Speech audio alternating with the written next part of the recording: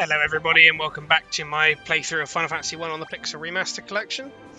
Continuing on from last time, we're going to be heading to the Marsh Cave today to get some ingredients, some items that are going to help us resurrect the king of the Elves, or wake him up, whichever situation it is that he's in. So, heading over onto the west side of this continent, we'll soon find the Marsh Cave, which I believe I've shown you before when we were hunting monsters. So I always seem to do that. I always go into the wrong indent in the mountains, so the overall gap up here. So yes, cut it through here, proceed all the way down. And that's a monster we're looking for that I thought was only inside the caves, the scorpions. So these are very likely to poison you and a bit tougher than things we fought now, just from the armour they've got. But around 70 damage will finish them off, so the monk and the warrior should be able to clean these out fairly reliably. It's just the hope that I don't get poisoned on everybody in the process. Of which, of course, the monk and the warrior forward just always seems to be the way for me. But we'll push through this in a moment. Daewoo is taking a few too many hits as well, so I'm hoping he doesn't take this last hit they're going to make. Nope, okay. And that's all of them put down. So, Flo, you're going to have a lot of healing work to do unless I decide to head all the way back. I'm not sure yet. How many antidotes and potions do I have left? So 21 antidotes and 20 or 19 potions. Probably could do with stocking up a little bit further, but we're going to heal up with a tent before we go in, just to make sure we're all solidified. So I think 19 potions might be enough. Sleeping bag, not a tent, my apologies. So they all do different things. The sleeping bag doesn't give you back any MP slots or spell slots. It just does a minor amount of healing. Whereas the tent gives you some MP slots back, and the cottage gives you, I think, all of the MP slots back. It's been a while since I've used them. But this is the Marsh Cave. So heading in, there's two ways we can go, north or south. South is the correct way to proceed through the rest of the dungeon, so of course we're going to head north and encounter one of the first enemies we're looking for, which is shadows. These don't hit particularly hard and are able to be one-shot by the monk and the warrior, so another easy encounter will blitz through in this dungeon over and over again. There's bats around you can speak to again, but no actual interactions. So a bit of a winding road proceeding north, but there's a set of stairs up here, which is what we're looking for. So Great Ooze is another type of enemy in here. Similar again, they have about 80 HP, but they'll fall quite easily to a combination of the warrior and the monk, plus a hit from the white mage or the black mage on each respective one. But that's two enemies we found now and we've already dealt with. So the Marsh Cave floor 2 has got several rooms with a couple of chests in, so I'm going to show you where each of these are. So the first one contains a dagger, nothing really that we want to use because it's something that we've had for a long time. But proceeding directly left from the first room we're in, there's another big room that should have, I believe it's 2 chests in. So we've been ambushed here, but by 2 new enemies that we're looking for, the skeleton and the crawler. So again, neither of these are particularly difficult, as you can see by the damage impact they're doing on us at the moment. It's very minuscule even on the white and black mage. But the crawlers do inflict paralysis, which can set us back a lot should it keep stacking on a bunch of characters. So Dia from the white mage is going to clear out all these skeletons, and then we're just going to have the white mage, the warrior and the monk both focus on the crawlers to finish things off. So paralyzing this is a status element you shrug off 25% of the time when it's your turn, but otherwise you just keep missing goes over and over, and it can continuously be re-inflicted on you. So that's the chest in there, and this is another one of the enemies we're looking for, a zombie.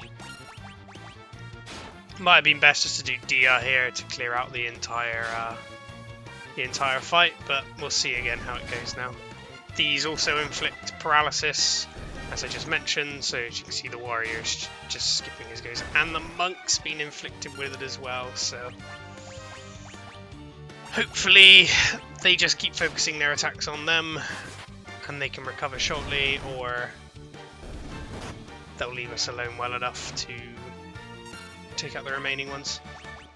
So a well-placed Dia here will finish off everybody that we need, so hoping the White Mage stays up. And yep, we're casting the Dia, so that should immediately take out all of the remaining Ghouls. Another successful victory, and luckily paralysis doesn't carry out of the battles, so we're immediately good to go again. So the south of this area, there's another room with 2 more chests in that we're looking for. So a potion on the left and some gil on the right. Now we're going to proceed all the way back to the starting room and find another one of the enemies we're looking for, Gargoyles. So these do hit pretty hard, which of course the first 2 attacks both go on day with. But again, a multi-hit of the warrior and the monk plus one of my mages onto one of them should be enough to typically take them out. Sometimes it might do just a little bit under that, but consistently that should be the way to take them out. So we've finished exploring all the rooms up here, taking out the enemies, getting all the chests. So our best bet now is to head back up, and I'm probably going to end up going back to Elfheim to resurrect Daewoo, because I don't really want to explore the rest of this dungeon without it. Sorry, the Black Mage. So yes, I'm definitely going to go back to Elfheim, so I will meet you there in a moment. So we are back at Elfheim. I'm going to resurrect Daewoo and then heal up in the inn. And then we'll do our second attempt at clearing the Marsh dungeon. Because it's definitely not one of the easiest places to go into without being super over-leveled, which at the moment I am not. So there's a common trend in this game. A lot of the areas you go to will kind of be like DPS checks for whether you can take them out or not. But I'll meet you back in the Marsh Cave. So here we are, back in the Marsh Cave again, and because we've completed the northern route, we're going to start taking the southern route now. So proceeding south down here, and we've met our way at a bit of a junction, which we're going to want to take the southern route down here, which will lead us into another room which will have a set of steps going down.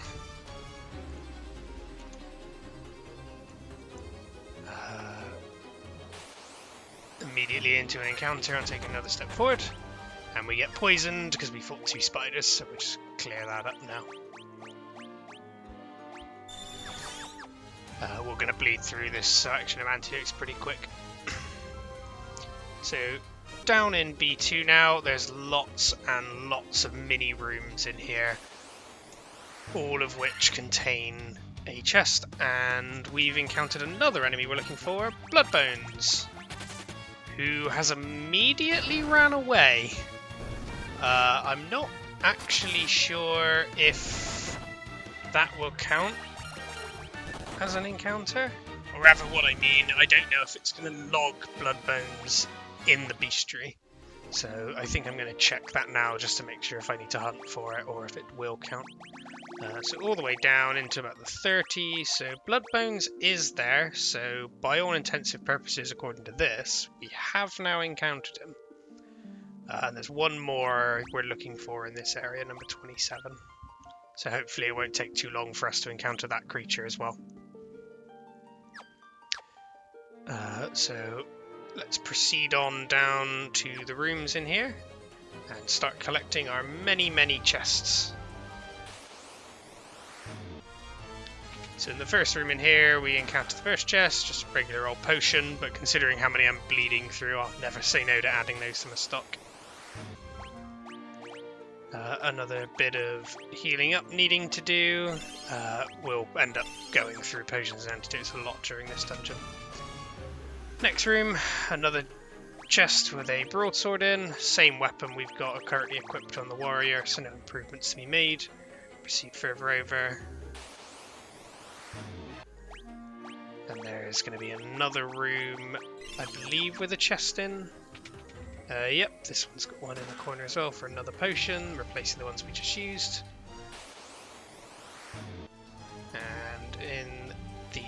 other room in here, it's rather than a chest being in there, it leads us to the route.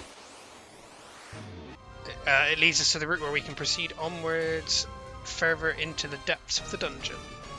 So, going down, and we're in floor 3, which we thought the last floor had a lot of rooms with chests in. This one's even more. So, another set of healing up to do. Man, I really should have bought more antidotes and potions. But this time there's going to be a lot of bigger rooms filled with, well, I say filled with, have chests in rather than the odd small one now. There's going to be about 13, I believe. And we're going to go, and as I said, we're going to go and get them all. Not any in the second one, but one, nope, not one here in the third one as well. I'm misremembering badly. But there is one at the very end, and we've encountered, this should be the last enemy we're looking for, the green slime. But it is very, very physically resistant, so as you're seeing there, not many of our actual attacks do damage, so your best bet is always to do a black mage spell, typically fire, or fire, because that's the main one you have at this point, but you will take them down with enough brute force. I believe they only have about 10 HP. But just to speed it up, and the fact that I've not really been using the spells on many enemies, so I have a full set of spell slots. We'll just go with fire to take them out. And everybody's slowly proceeding with leveling up at a reasonable rate, so we're not falling too far behind where I want to be. So this is something you can do with the map. I haven't actually showed this off before. Once you're in an area, you can open up the map with the square button on PlayStation, and it will show you what's in the respective rooms that you're in. A key thing to note is if you're in the room with the chest, like I was, it will show you all of the other rooms have chests in, whereas if you look at the map now, it will just show you the overall area that you're in and not what's in the inner rooms. So there's a little cheat method you can use there. So, cleared the first set of rooms, so proceeding now to the second row of rooms. So there's no chest in the rightmost one and the middle one. So we need to head all the way over to the left side one, and we're going to get 2 chests in there. Man, every fight seems to be me getting poisoned in some fashion. Hopefully we can start fighting some enemies that don't poison me. So yes, in this room there should be 2 chests. Luckily no poison after that fight, but yeah, picking up 2 chests, a potion in the cottage. And I misspoke earlier, this is the actual leftmost room. And in this room there is a chest of a copper armlet, which is a nice piece of equipment for the white or black mage. And then the row below, I think we're looking at 2 more chests to pick up. And then the bottommost row is a set of chests we can't actually access yet. But we'll be getting those after not too long. As I said, the bottom set of chests we'll be getting probably in this episode, but we can't get them right now. So there's nothing in the first room that we looked earlier.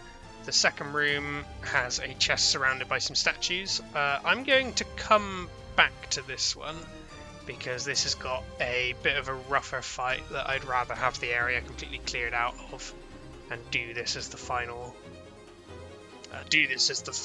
fight that I'm required to do before leaving this dungeon. So outwards out, we're going to get another encounter, and we'll proceed over to the next room, which has 1 chest in, and then the rightmost room on this row also has another chest in. So we'll grab these, heal up, and get ready to go back into, as I was saying, get ready to go back in and take on that fight with the statue surrounding the chest. So in here is the next chest we're getting, another potion just to continuously add to the collection. Another encounter that we didn't get poisoned with, so just to show you, same as what we've interacted with before, there's a mystic key. As I said, there's a mystic key that locks several doors, so we couldn't get into the ones at the bottom, and the whole bottom row will say that. So, getting ready to do this fight for this chest. Basically, there will be monsters that appear as soon as we open the chest, so make sure you're prepared.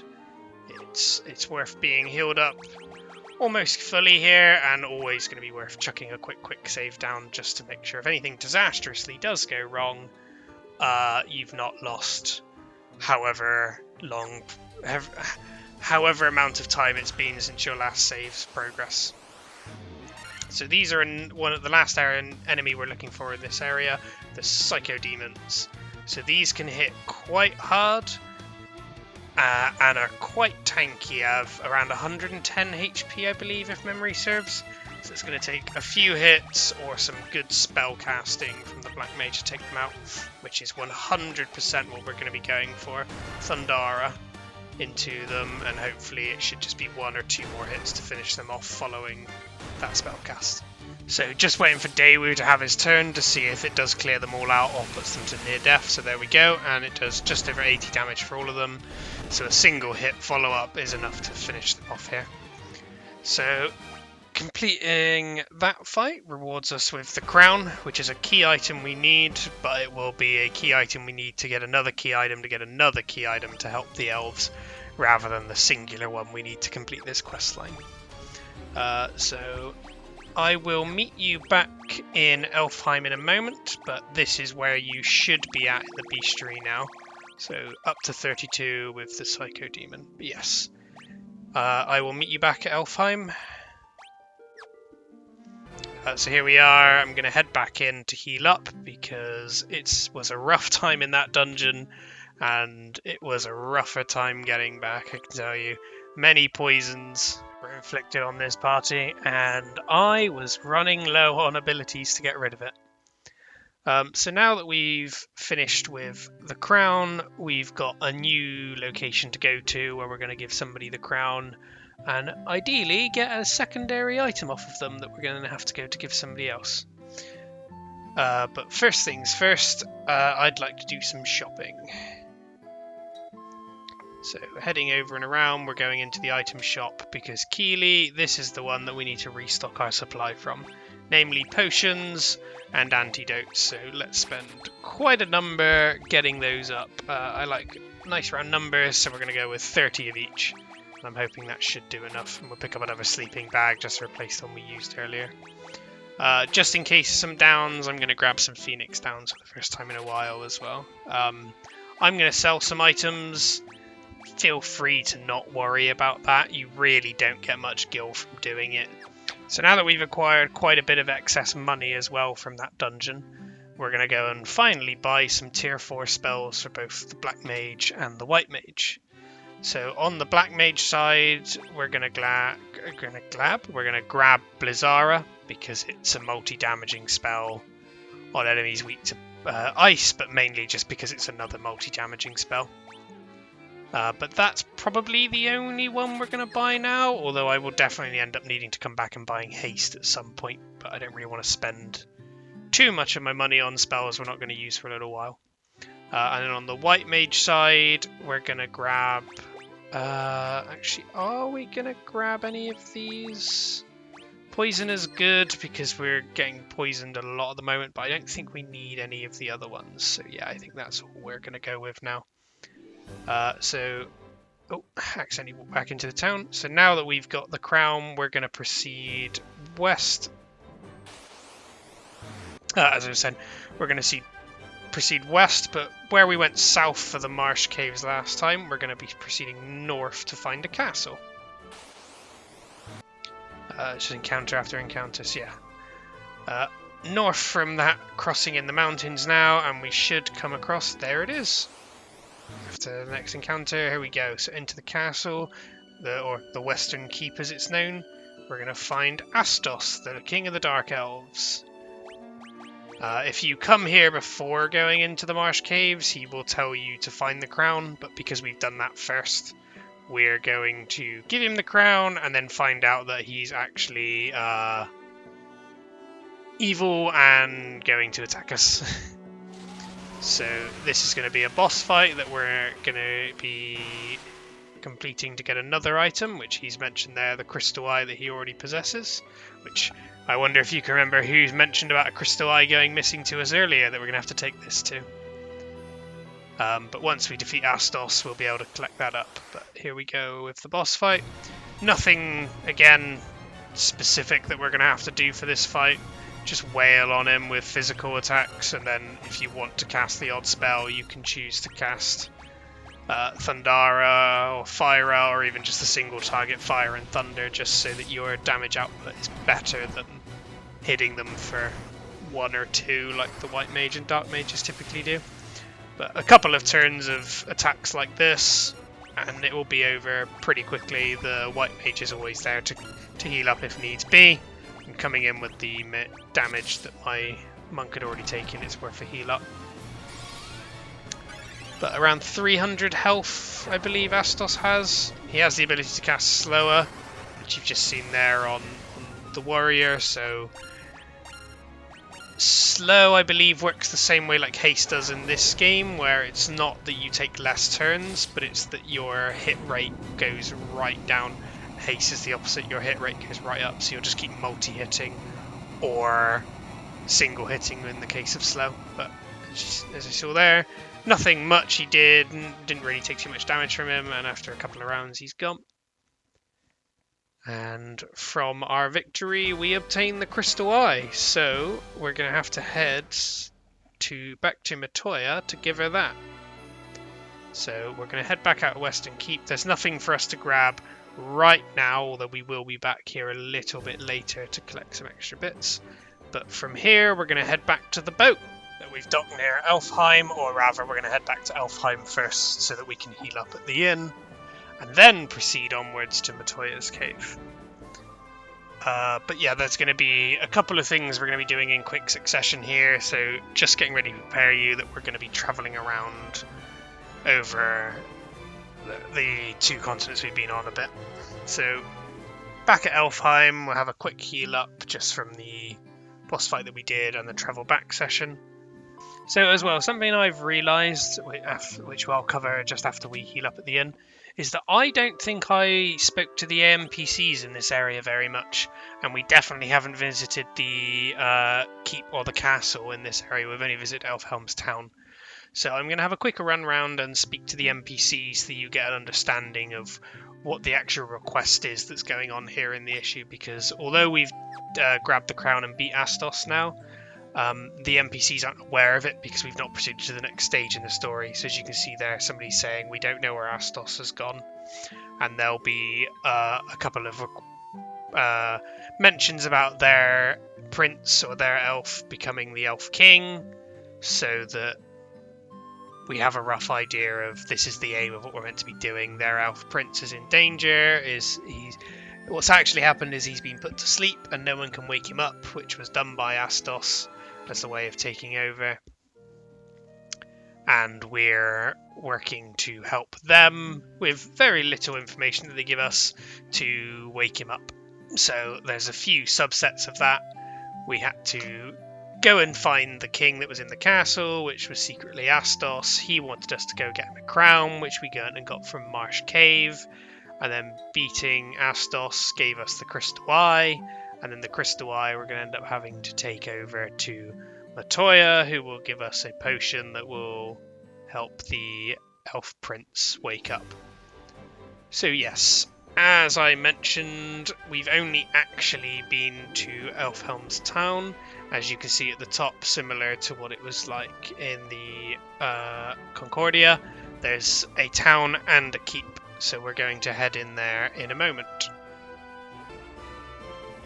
So weirdly ended up having an encounter the moment I took one step forward. But yes, here we are in Elfhelm's castle, or the Elven castle. And we'll get a bit more information here from the guards on that say like, Astos put our prince to sleep, can you help him? Which is also why Astos was pretending to be that human king, shape-shifting.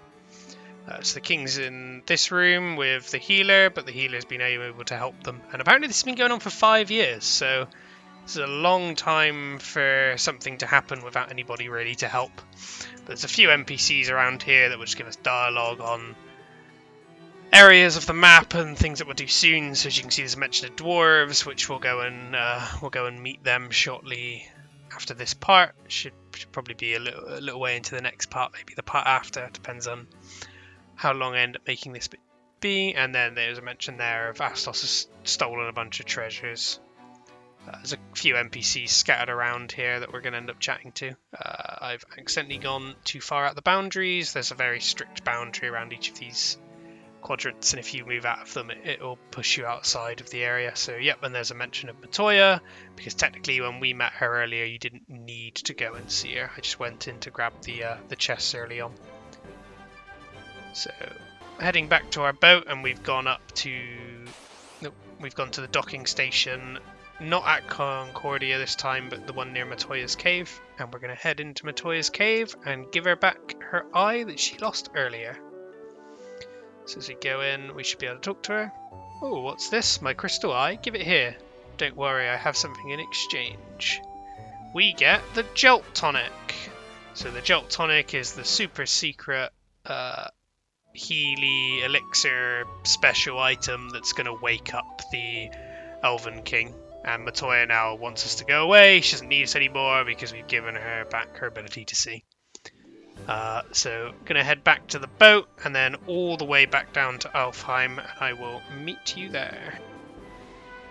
So there we are, finished sailing back, about to go into Alfheim. We need to go into the keep, and I've accidentally gone into the town, as I always seem to do with a lot of these city layouts that are this way. But yes, head into the keep, directly forward, over to the room that we were in earlier, and we'll chat to the healer. This Jolt Tonic may be just what we need to break the curse and awaken the prince. I will try it at once. And lo and behold, the item Matoya randomly gave us, we didn't even ask for it, is what wakes up the prince. Was having a terrible nightmare. Am I still dreaming? You're the legendary warriors. Yep, we're the warriors of light, and we've come to help, which somehow everybody seems to know because we've got crystals that are completely unclear that we carry with us because they've not been charged yet. But this is the Mystic Key. Now, if you remember, there's been a few areas where it's said that you can't open this door without, because it's been locked by a Mystic Key. So now we can go into those doors. Behind each, there's several chests with quite a good few items. So the first one is going to be in the keep that we're currently in. So you want to go to the right and keep very, very close to the walls. And then in this little room up here, which, as this guy will say, it's a treasure room that's been locked, secured with the Mystic Key, and we'll get several items in here. A few bits for the warrior, namely, and some extra gil. But there's 4 areas we're going to end up clearing out, this being the first one of them.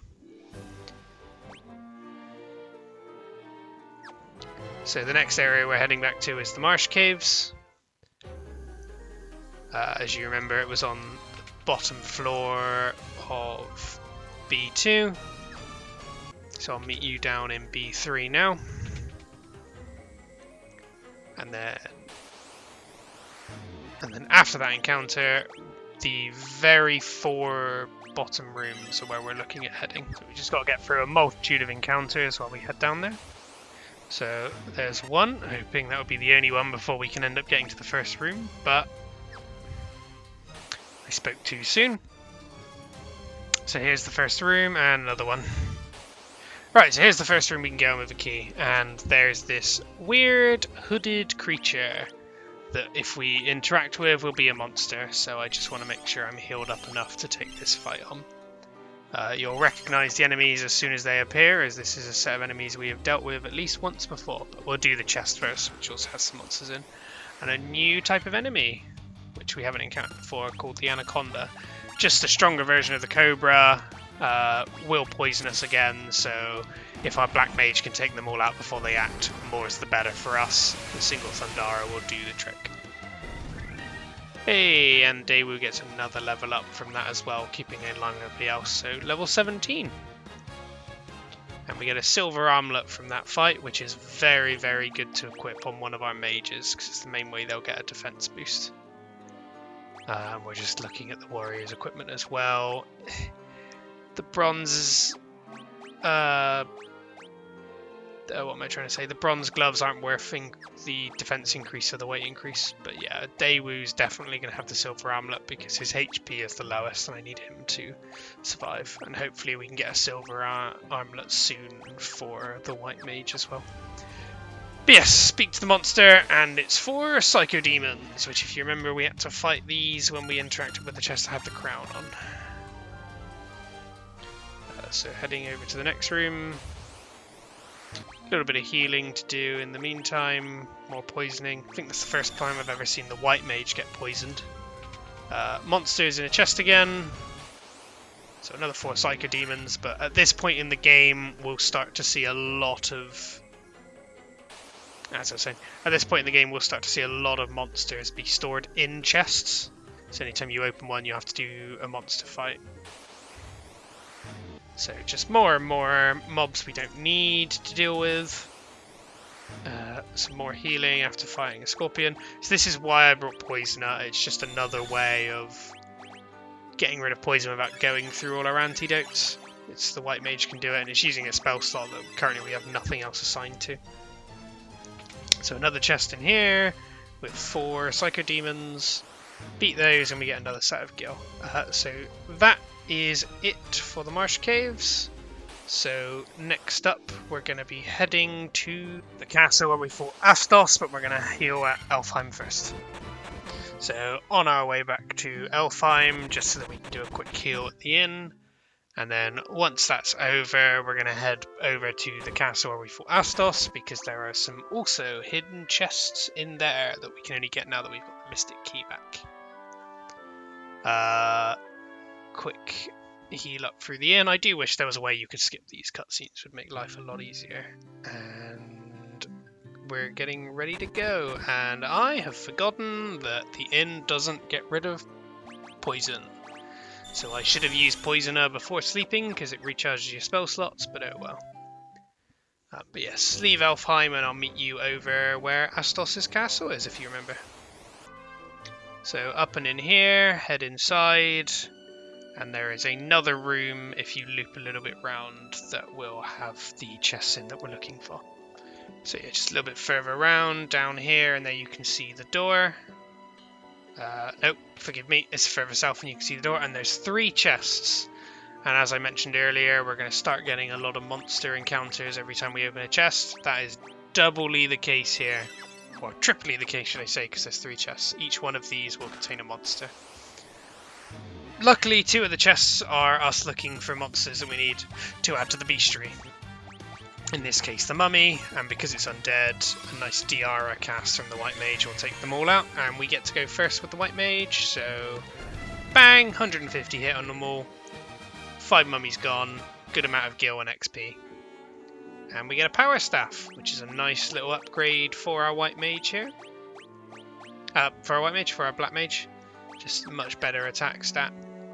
Next one, we're going to encounter 6 Wraiths, again, a nice Diara cast from the white mage, take them all out immediately, which is what I'm going to go with.